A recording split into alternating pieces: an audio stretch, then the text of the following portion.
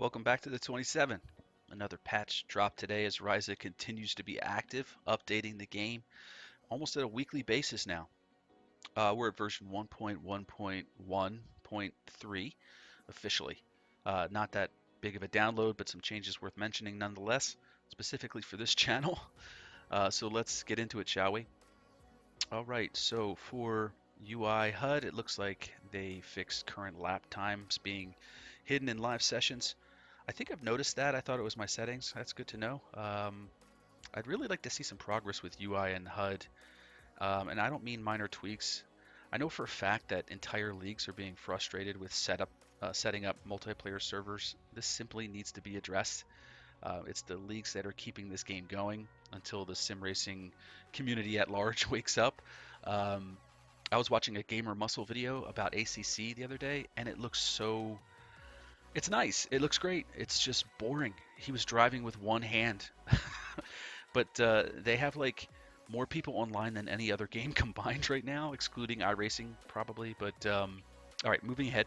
Physics, more adjustments to wet condition racing, in particular the tires. Some recent forum threads have been discussing this, so I'm not sure if the forum prompted the changes or the changes prompted the forums, chicken or the egg style, but be that as it may.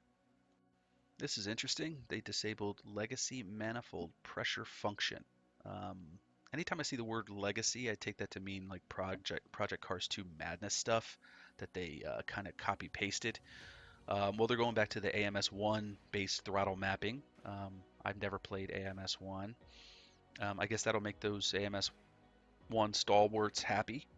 You'd think more original AMS guys would have come over by now, um, but regarding the AMS community at large, there's still about a third of AMS2's population. That should be more along like 10%. It should be just the guys that there's a car in the original AMS that they just absolutely can't stop driving. They continue to tweak the drafting. Love how they keep it ambiguous here, simply saying they adjusted it. Okay, so that's fine. They made some changes to tire treads and speeds for some cars. But here we go, another reset for the P-Class, McLaren GT4, and 3 of the GT3s, and the Porsche Cup. Complete reset for the defaults. I'm not sure if there's physics changes behind it. Sometimes there are. I've noticed that even with the same the build from previous, you reload it, nothing really has changed on paper except for the default build, and all of a sudden the custom build is understeery as all hell. So we'll talk about that in a minute. It looks like the metal Moros are getting some love. Aero and engine compression curves. Ooh, differential. Changes to the F-Trainers, MCR, and ARC Camaro. Now that we know that engine inertia is a code for differential work. Plowing ahead, we have, boom, more AI as expected. Looks like they are adjusting wet performance, probably to match the aforementioned physics. They continue to calibrate calibrations. Uh, they slightly raised AI lateral movement rate for overtaking and passing boosts. AI gets a boost? I want a boost. More boosts for everybody. um, it looks like they reduced the braking point offset, so I guess the AI brakes at different points just to make it seem like there's human beings driving these robots. They try to give the AI some personalities.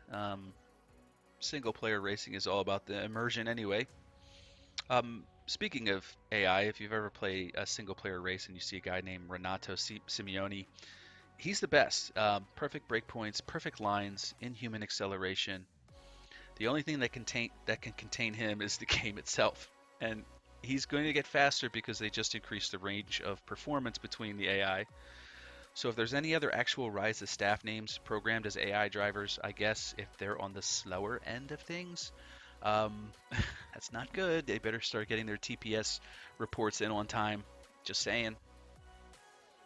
And we wrap up with tracks and vehicles. Some minor things here: VR tracking, or I'm sorry, VR trackside view, some cameras, wiper animations, and dirt. And that's it. That's 1.1.1.3. As far as this channel is concerned, with the resets being so hot and heavy, I've decided to not to continue to try to update previous builds so much. I just finished brands for all GT3 cars. I was working on the Porsche Cup builds.